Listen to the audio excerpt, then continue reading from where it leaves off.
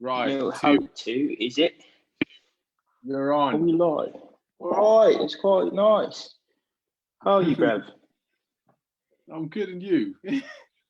That's quite nice. It's good that you're good. I'm quite happy about that. Yeah. I just think, I'm all right. Things could be better, We're but actually everything's literally fine. live. How are you, bro? I'm good. I'm doing okay. I'm excited Okay. that we're Yeah. wrapping up this season. It's been a very, very exciting season. Um, yeah, it's Yeah, just yeah, been like an yeah, interesting journey where like originally, I don't know, I think a lot of people thought we created this thing to like lecture other people, but I really think we low-key yeah. started this Yeah, thing like a once-off thing. to like really like crap on ourselves for for how trash Yeah, yeah, yeah, the last definitely. couple of years. But yeah, it's been interesting, and I'm glad to bring this season to Mm, a pleasant conclusion. And you? mm. Dude, I think like every single episode is like it's like you sort of prepare yourself for the discomfort that comes with having the conversation that we'd normally have ourselves, but in like a public forum, right? So having to admit difficult things that you would really, prefer people to not know because you want to keep the trash self secret. Um, but like, you know, in the spirit of progress and doing real things, we have to chat the chats. That's true. We have to chat the chats. Yeah. So you said Tammy will be joining us Very shortly. He's soon. just on the road to anyone who's watching. Um, but so yeah, this is episode number 6 of Learning and Unlearning, our pilot season. It's also the final episode of our pilot season. We're going to be back with new things which we'll be announcing soon. And yeah, like Frank said, there was when we initially started it, it was initially a necessary discussion between three like close male friends, right? And since then, it's morphed into this larger thing, and I think we need to, yeah, we're gonna go back to the drawing board and think about ways to grow on what we've built and sort of solidify it into actual things. Um, but this episode is going to be like a conclusive episode to tie together all of the concepts that we've spoken about. Um, and the I think for me, I don't know, Frank, if you have like a different goal, but my goal for this episode, because I think each episode has had its own goal. Um, but I think my goal for this episode is to teach, not teach, sorry, is to show men who might be watching how much of an interest they have in unlearning problematic behaviors, redefining how they relate to their own masculinity, catalyzing agency to unlearn, and just discussing practical steps about, or practically discussing what unlearning means. Because I think we speak about it. We speak about patriarchy and masculinity and toxic masculinity, all of these like phrases and umbrella terms, and I think um, there are people who might not know what they mean firstly, but there are also people who don't agree with them, and I think in characterizing them as we're going to do later on, I think we also need to make a compelling case for how they exist, how they manifest, that kind of thing, just so that, yeah, just because it's a logical thing, right? The idea that patriarchy exists, right? So the idea that masculinity has a huge toxic component that we need to sort of divorce from it. So yeah, it's kind of depressing that we have to make a strong case for the existence of toxic masculinity as an idea, right? But Yeah. we also have to. But yeah, I think it's just been interesting because I think um, you mentioned earlier in an earlier episode, or it was you actually, about how each generation defines what masculinity means for them. Yeah. And I think I mean, I was speaking to my sister once, and she was saying that men her age are the ghetto, right? And she's like, "Where do I find guys like you?" And some of my cousins say this myself, and then I told them, my list, and they're like, "Bro, you really suck." And I was like, "Yeah, Yeah. I do, I really do." But I think even with that, there's the assumption that men from generations that came before us, so even like older millennial men are like the Mm. epitome of, or the epitome of trash, right? But also, we also need to reconcile that with the fact that if you look at cases and instances of gender-based violence and femicide, you'll be hard pressed to find the perpetrator being older than 30 years old. You Yeah. know what I mean? So I Yeah. think just as much as every generation has sort of had the ability to frame its own brand of masculinity and develop its own brand of masculinity. I think masculinity in our generation requires a serious intervention. Yeah. And I think that's going to be the purpose of this discussion. I think, man, we pat ourselves on the back. I know we do all the time about the lengths we've gone to reform and that sort of thing. But like I said, we need to reconcile what we think of ourselves with the objective reality that we're the femicide capital of the world, Yeah. right? So yeah, man. I think it's just it's hectic. But I think for the purpose of the discussion, and also just to for the purpose of like earlier discussions, I'm going to ask you to frame and to define patriarchy. You know what I Sheesh. mean? Yeah. I'm going to ask you to frame and define patriarchy. I'm going to then I'm gonna then define masculinity and toxic masculinity as a component of masculinity, because I think we've thrown the terms around, like I said, a lot over the past 5 episodes. But yeah, like what's for anybody without as in depth an understanding as they wish they had, how they take us through patriarchy. So patriarchy is very interesting because, as you said, it's become a huge buzzword over the last couple of days, over the last couple of years. If anything, it's gotten to a point where everyone is aware of it. Everyone's discussing it, no matter whether they belong to our woke echo chamber or not. Everyone is talking about it, and it's essentially a system that permeates through government, it permeates through business, it permeates Sure. through families, it permeates itself through recreational activities like sports, Yeah, entertainment, pop culture, all of those things. So it's sure. it's probably the most pervasive system in the whole world. And if Yeah, you think about it, and one it's of the almost, oldest, if yeah, not and the oldest.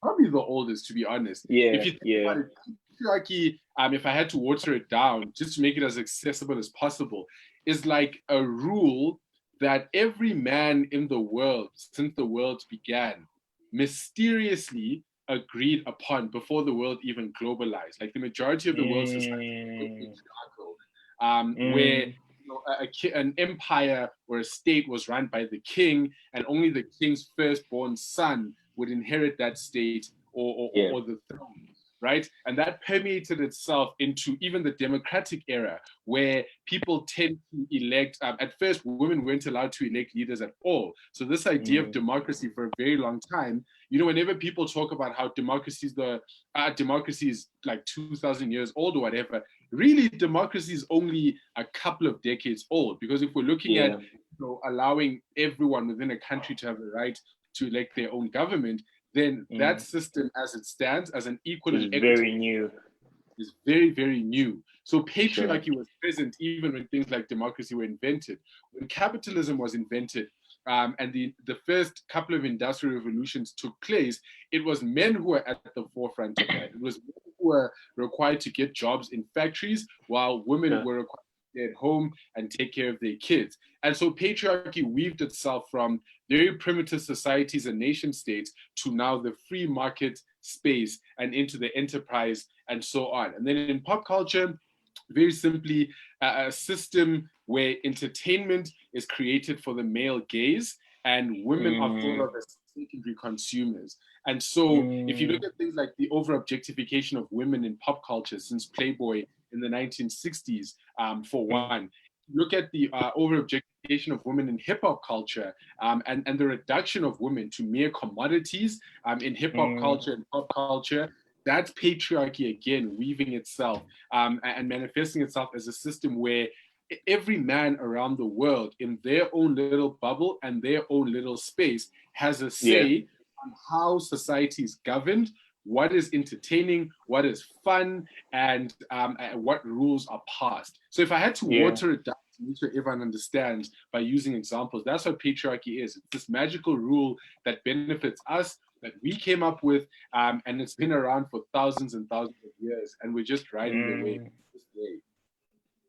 Isn't it wild how, like, I mean, patriarchy as an idea or a superstructure of institutions has never made sense, but like in the world we live in today, it really doesn't make sense, right? Because we used to rationalize, I mean, I guess people still do, right? Rationalize the idea that men led societies back then because societies just being a part of society meant constant conflict. It meant fighting. Strength was like a crucial component of building a society or building a nation or building a people, right? But like, we don't live there anymore. We have Fortune 500 companies and farmers who farm on behalf of everyone while we go to work and do things. So like, right, exactly. So like, it absolutely doesn't make sense anymore, you know. So yeah, Tommy, you're here. I'm here, dude. That's so dope. That's so dope. I've been here for like 3 or 4 minutes, just kind of going, Okay. Yeah. So Frank took us through patriarchy, not patriarchism. Patriarchism. Take us through patriarchism. Yeah. Take us through your understanding of masculinity, right? And at what point masculinity becomes toxic. What does that mean? Sure. Look, I think masculinity is how we show up as men and how we behave as men. Remember, patriarchy is the system that men buy into, and a system that men perpetuate, and a system that men have created. And masculinity is kind of like the bylaws to keep that system in place. And, these are the behavioral bylaws and rules that, are there to maintain the patriarchal order. This is the everyday, what clothes you're wearing, what food you're eating, what music you're listening to, what tone of speech do you use when you speak to your friends, what kind of topic you speak about. Masculinity informs all of those things. Like it's literally how we show up in the world. Masculinity, I guess then it's also informed necessarily from this assumption that the fact that men have greater physical strength means that men are superior, and therefore men ought to behave in a specific way that accentuates that muscular superiority. That's why, for example, we have terms like machismo, bravado, macho man, and all of the things, kind of these definitions of, these archetypal male figures that we ought to espouse to being ourselves, when does it become toxic? It's always toxic. I think it's always toxic. It's always toxic because the only way to maintain a patriarchal order is to constantly enforce the rules. So it becomes toxic. The very act of enforcing the rules in itself is toxic, right? So for example, when we were teenagers, you even like now in our early 20s, we were just saying this on Candace's podcast yesterday when we were recording, I love you, bro, no homo. You know, that's a quick device, you know, that we use. Where again, two things here: a super homophobic statement, also saying that, I guess, you know, people in the LGBT community, men in the LGBT community, are the kind of men that we don't want to be, right? So no homo, one. And two, despising anything that is feminine and anything that represents femininity. You know, that's the implication of statements like that. And it's funny, like I really want to kind of, I don't know if you guys have been doing this, but like it's crazy how I'm drawing from yesterday's podcast as well to make some of these arguments. Like just drawing from what Bongani was saying yesterday about like an observation that a friend of his had made about like older men in South Africa holding hands, especially outside of the South African urban areas. I was just thinking to myself, you know, another way that how kind of how do I say it? It's not as uniformed, this masculinity thing and the way that men show up. Right. But the pact remains that men are superior to women and we will always be suspicious of women. For example, Rick James in the 1980s, or Ike Turner, you know, had the same wig on that Tyler the Creator's wearing now on Ego, you know, with the fringe cut and everything. But Ike Turner was beating the living daylights out of Tina Turner every night, right? Rick James was calling women sluts, bitches, and whores. And he was wearing high heels and had, you know, makeup on and all of those things. You know what I mean? Meaning that like, even when you want to redefine how you show up because that might not make sense to you, you still, you're not gonna let go of the pact that you made to the rest of all male society that we are above women and we are constantly suspicious of women and suspicious that women would one day want to take back their power as individual human beings and therefore we need to keep them in their place. So I think just masculinity, toxic masculinity is just the way we show up, man. How we show up in the gym, how we show up on the school playgrounds, how we show up as rappers and as R&B artists.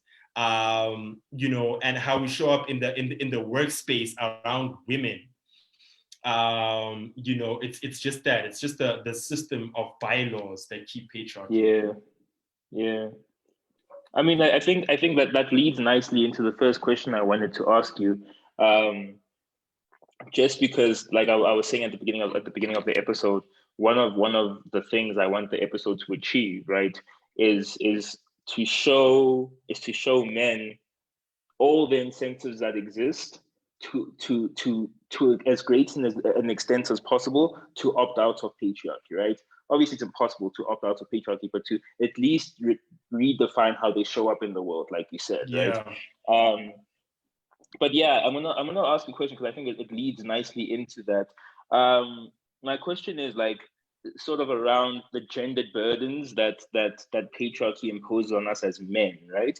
But I want to specifically talk about like gender roles and burdens that come with that burdens that patriarchy imposes on us, but the toll that they have on our mental health when we can't fill those roles, right? Or when we can't fill the mold, or when we can't embody the ideas that patriarchy imposes on us, when we don't meet the standard or the threshold, that toxic masculine threshold. Do you want to take us through how those gendered norms have impacted your health, your sense of self-worth? Just take us through like the personal cost of the gendered burden, that top-down patriarchal gendered burden. Sure. You know, it's also going back to the podcast recording that we did yesterday on Tales of Patriarchy podcast, the podcast. Shout out to Candace Chira and her team for doing the work. The one thing about patriarchy is, and I was saying this yesterday, it's incredibly tiring. Patriarchy is an incredibly tiring performance, even for men, right? So when you show up in a group of men who you know aren't down to recalibrate masculinity and aren't into the same things that you're into, it ends up becoming this vexing and tiring and unnecessary performance where you're acting like something you're not, for the sake of maintaining this rule, maintaining this code amongst men of how we ought to behave and what we're trying to maintain, which is patriarchy. And so how it's played out for me is in two ways. I'll cover my relationships with friends who are men, and I'll cover my romantic relationships. So with friends who are men, I've been really, really lucky to have friends like you guys, where over the last 5 to 6 years, I've tended to not have to perform any masculinity. So from the day we met, I let you guys know about all my tastes, whether it be how much I love Lana Del Rey, to how I like Bridget Jones, but in the same vein, really, really like Quentin Tarantino and know everything about the English Premier League. So that's just the person that I am, the range that I like. The things that I'm interested in aren't gendered at all. The things that I'm interested in aren't gendered at all. That has also extended to the role that I see myself playing in society. So because I don't buy into traditional masculinity in my own interest and in my own personality, or because I stopped doing that, it's meant that the way that I navigate relationships with my male friends then is also recalibrated, the way that I express my feelings and so on, as both you and Tammy have pointed out. So in my close friend circles, it's worked out quite well because everyone is conscious of the mission that we're all trying to achieve, which is recalibrating masculinity. But where it doesn't end well is in circles outside of my small echo chamber. So, for example, distant family members, although I haven't really had this, I've seen a lot of people get questions from their family members, like, why are you dressed like that on your social media posts? Why are you embracing your friends like that in public? Why do you speak like that to your friends on your social media posts and so on? In romantic relationships, I found myself in positions where, because I didn't buy into traditional ideals of what masculinity is, especially when you're dating outside of your friend circle, like really, really new people who might not believe in the same context that you believe in, it becomes extremely difficult because their expectations are of a traditional patriarchal man's man with men's interests, who dresses like a man, who likes things that other men like, and that's it. Whereas if you've spent 3-4 years trying to recalibrate your masculinity, all of a sudden you're met with serious opposition in the form of a romantic partner who, theoretically speaking, that should be your safest space, but that then ends up becoming a space of serious opposition to the recalibration that you're trying to do. So it's weird because I've experienced it both from men and women. And of course, I don't necessarily blame women, because at the end of the day, they too are a product of the society that we live in and are a product of the patriarchy we design and enforce. So the irony for me was, when I decided to start opting out of patriarchy as it is, I was met with opposition for trying to defy that, but by the people that I'm trying to not be harmful to, by recalibrating that masculinity. And what it showed me, I had two options. One, I could either hate women, right? Which was a very easy option. I could have just been like, screw it, women don't know what they want. And it's a thing that a lot of men like doing, like, what do women really want?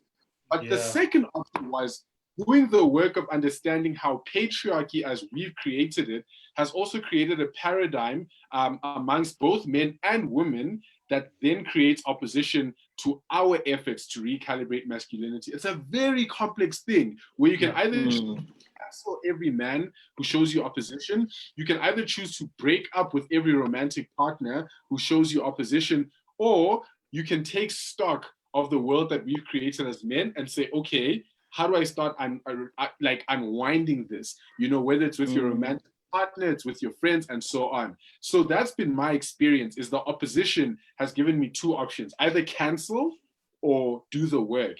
I'm like post-cancel culture, I'm post-woke. I really think that cancel culture, in some instances, not all the time, can prevent us from really doing the work of reconciling, recalibrating people's thinking. So there's a lot of work to do, but that's been my personal experience. We'll get now into like what the undertaking of recalibrating your masculinity entails and how it works. But was there like a specific moment, like a cathartic event you experienced where you were like, okay, no, I, oof, I can't relate to people like that, or my behavior is actually very violent. Or like, was there a cathartic moment or a breaking point where you realize that, you know, you need to unlearn certain things, or you need to stop behaving in a particular way? Yeah, it happened when a couple of years back, I was on a WhatsApp group with a bunch of people from the debating society at WITS. And I remember sending a meme that I now, really, really regret, because the meme was, it was kind of like a rape culture meme. The joke itself at the time seemed innocent enough. So I shared the meme into the group, and someone called me out and said, "Hey, that's rape culture." And I was like, "No, it's not." They're like, "Yeah, it is." And this was a woman calling me out. And I was like, "No, it's not. It's an innocent joke." And so after that, she went on a very long tirade on the group about how Black men are the white people of the Black community. And I went like berserk. I responded to her in the longest, probably the third longest WhatsApp essay I've ever shared, ever texted in my entire life. I've seen some of yours, man. Those things are crazy. This kind of explaining to her how unfair that characterization is, how wrong it is. If you look at the things that white people have done to Black people, you surely cannot make a comparison. Like you can't compare Black men to white people, blah, blah. And then as I'm texting it, I sent the message to the group. A couple of days later, I looked at it and I thought, what I was doing is the exact same thing that white people do when you call them out for racism. And they try and deny it and paint a picture for you of how progressive they are and how they're really not racist. That's what I was doing. And that's when I first realized that, like, oh, okay, that was my breaking point. When I started saying the things that I found problematic in white people, and I realized that us men do that all the time, particularly Black men to Black women. So late 2015 was my breaking point. It's crazy how much like strength and power we associate with being a man, right? But when the second like violent expressions of masculinity are called out, just the fragility is hilarious. Like it's almost difficult to reconcile how violent this thing can be on one end, but also how pathetically fragile men become whenever we're held accountable for our actions. Sometimes, tell me, like just gender roles, and how you've been taught to show up in the world. How has that affected you, and what's been the cost of that on your mental health and your outlook and your worldview and stuff? Yeah. How has it affected your relationships as well? Sure. Look, I think I'm coming to a place where right now, I'd almost want to say, I don't even know if full circle is the right word, but I'll just use it for now, where I feel like I'm coming full circle in the sense that I was a particular way when I was a young child. Yeah. And then I got socialized in a world that, that taught me to be in a different way. Sure. And then I'm coming to a place back to where I was as a kid, which is who I always was, right? So I think I always grew up as like a very, like an emotionally complex kid. I've always been like that. I've always, like any other kid, to be honest, like literally every child. I've always been I've at least been acutely aware of, how emotionally sensitive I am. And I even recognize now that using that language is still a function of that very oppression, because like the word sensitive is so loaded, especially growing up, when you're told you're sensitive over.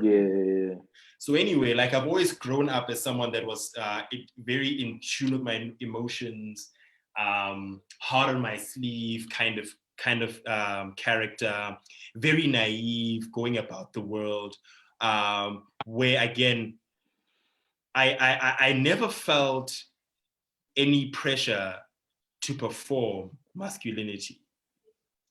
when I was a kid. I never felt that pressure. I would just be who I am.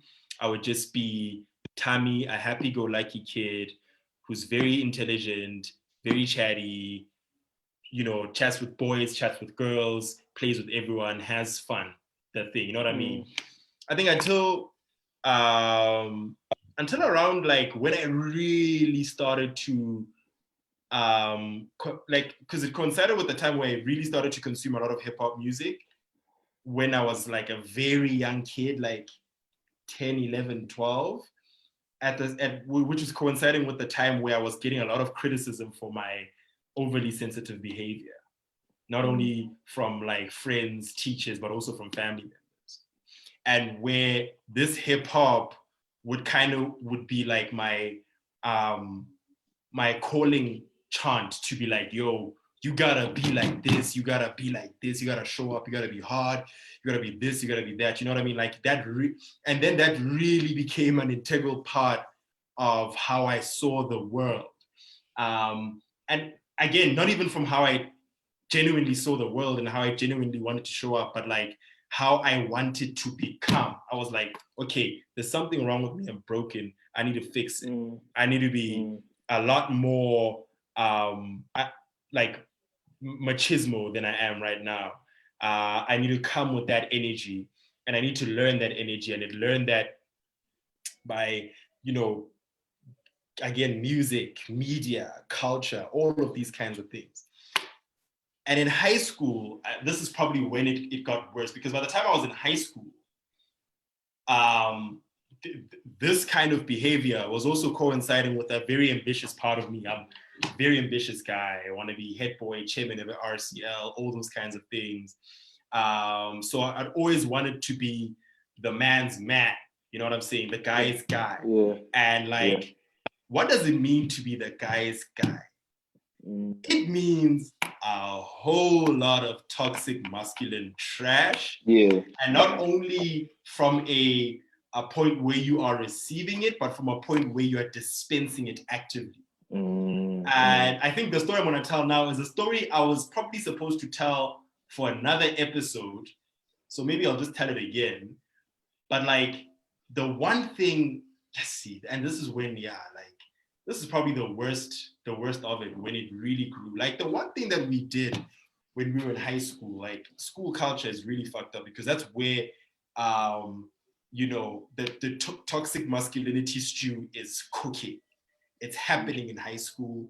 It's happening in schooling institutions. Because it is in those environments where you are, you exist in a world where you have camaraderie with a group of other men, group of other boys. So that's where it's going to cook.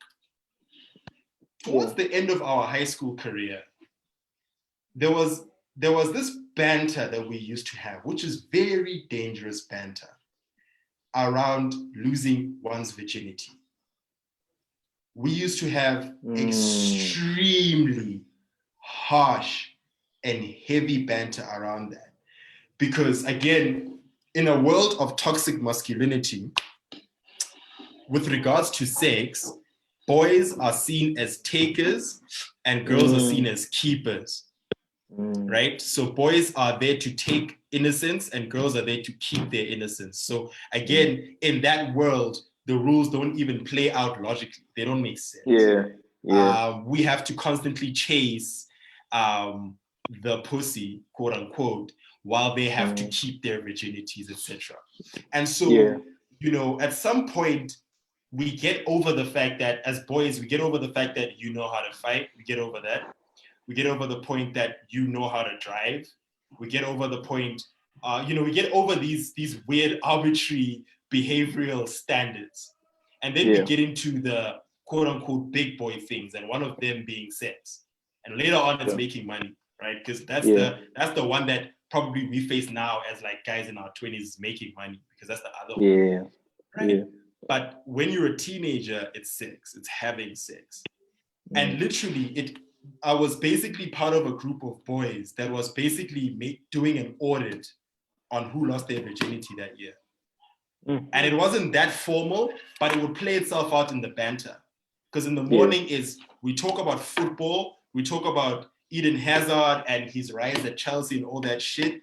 We play football, and then we're like, you still a virgin even after this weekend? And then for me, like, again, it always felt wrong. But I think from my side, I was participating in the banter, sometimes passively, sometimes aggressively. Until one day, something very, very strange happened. I remember, again, we used to host these like very, very big parties at my friend's house. And it just, again, that was also part of the masculine affair. Who can host the party? Who can gather the resources which include women, and make sure that the gents are happy. And part of what we did was just like host these parties, and we hosted this party after matric dance. And now think about it. If in matric the whole year we just bantering people who haven't lost their virginities, imagine what it looks like by the time we get to matric dance, because we're like, if niggas don't lose their virginities now, they'll never come back. You know what I'm saying? Like they'll just, and again, there's just that. Because here's an opportunity, right? What are you doing? Here's an opportunity.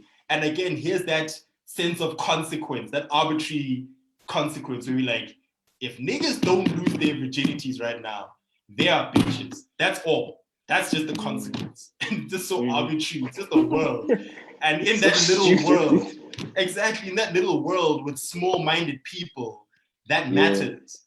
And so, we do the matric dance, we host the after party, and we hosted the after party independently. So in terms of patriarchy points, like I'm winning right now, because like I also was part of a select group of 3 or 4 people that hosted the matric dance after party independently. Then you host the after party. And at this next party, which is the next day, again, we just doing our thing, usual thing, just alcohol, just all sorts of things we're not ready for as well, including having sex. And I remember one time, one of these guys that we were bantering about being a virgin disappears. He disappears after we drunk, whatever, we're just having fun. And he comes back out, later on, and he comes back out sober, but excited. And we're like, yeah, what's up with you? And he basically makes a huge announcement that he had just lost his virginity with so-and-so. And now everyone else is celebrating in the moment. And then I see that person come down out of the room who didn't look happy with whatever had transpired in that room. And it hit me personally in the moment that, damn, like it really got here. Like it actually hit me at 18 that like, fuck. Like it had to come to a place where this stupid kid, felt under so much pressure to do this thing that he decided to do this under these very dodgy and weird circumstances. And all he cared about in the moment was not what happened, but the fact that he was going to announce it to us. Wow. And I was like, and it haunts me, hey? It haunts me. I think I'll tell the full story like when we do, because I want to do an episode on school culture. But it haunts me even to this day that like I might have participated in the following. I might have been a passive participant in maybe even a rape that transpired up there, right? I might have been a participant in someone, both actors losing their virginities like at a time they weren't ready for. And I might have been a participant in that, actively a participant in that kind of thing. Yeah, a traumatic event, Yeah. And 3, I might have been a participant in someone's ultimate trauma, and someone might never see sex the same because of what we were doing as boys. Because we were putting this kid under so much pressure to do something he wasn't ready for, that he might have done the worst thing ever. And what haunts me is the fact that I never addressed it, ever. And no one ever addressed it, ever. But in the moment, I was just like, fuck, it really went this bad. And, you know, this culture carried on into varsity. But like my participation in it would be much milder and more cautionary. But because I'm still like held by the tight leash of masculinity, I'd find myself engaging in this banter every now and then. But I hold myself back on some, yo, like there's real consequence to this kind of shit. Yeah. You know what I'm saying? And that's really how it's informed. And I think the reason why I'm telling that story, and I'm even like putting all the possibilities of the consequence that might have happened on that day, because I don't know what happened, right? Yeah. Is because I just want gents to know that you participating in a system of toxic masculinity and patriarchy has real consequences that you yourself can account for. Mm. You can actually track it back to when you might have been the guy that spurred this guy on to go rape someone. You know what I mean? Yeah. And even though you don't even know how it played out, you don't even know how it happened, but reflect, think back to your timeline and let it haunt you. And if need be, address it or ask a question or whatever. But like, and I think that's that, dude. That was the height, dog. That was really the height of it. And I think I'm not friends with most of the gents from high school, but I can guarantee you that about 7 out of 10 of those guys have a very poor relationship with sex or poor understanding of what that thing is because of that banter. Yeah. Because, you know, when they were losing their innocence, they did it in traumatic instances or under pressure. Yeah. And that's a consequence, because now that's a consequence on you, because now you cannot ever enjoy what this God-given gift is and optimize it.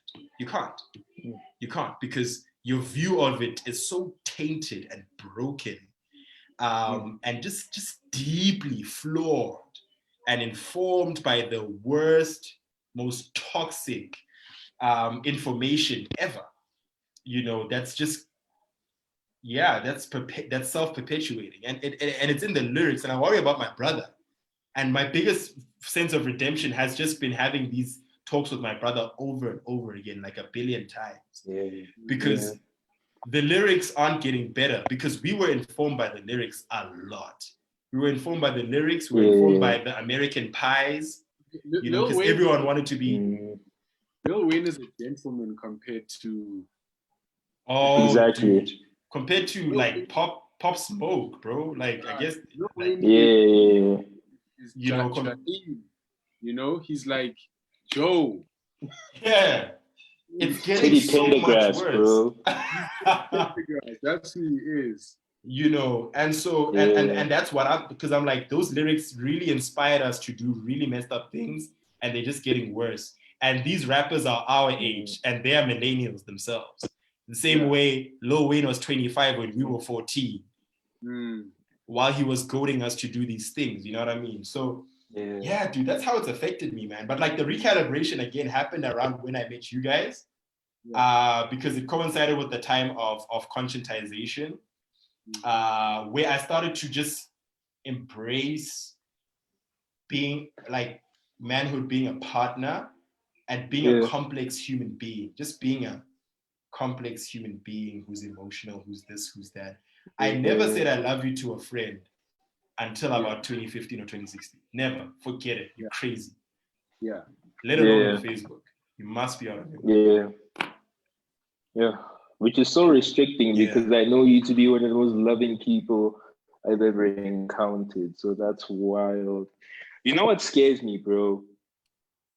How even where sex is consensual, right? How sex is something, like I said, even in the context of consensual sex, how men conceive of sex as something to take, right? Not like you said that already, but not necessarily as something to take, but as something you give, right? As something women receive. Yeah. You know what I mean? And it's probably because of like the physiological process that entails. But yeah, dog, like it's the us conceiving of even consensual sex as something that's to be taken, sort of it creates so much space for men to create a disgusting conception of a thin line for where consent lies, right? If sex is something they're taking, then consent is a very, very thin gray line. You know what I mean? That is frightening. And that's an episode of its own, terrifying. I think. Sex, consent, exactly. school culture, you know. Sure. I just mentioned those things because they are part of the toxic masculinity framework, because they are everyday behaviors. Yeah. Sure, exactly. Yeah, man. I think in terms of how Dooms, just watch there. We have less than 1 minute, eh? Oh, okay. No. Let's start the new episode here once. Alrighty. See you now, everyone.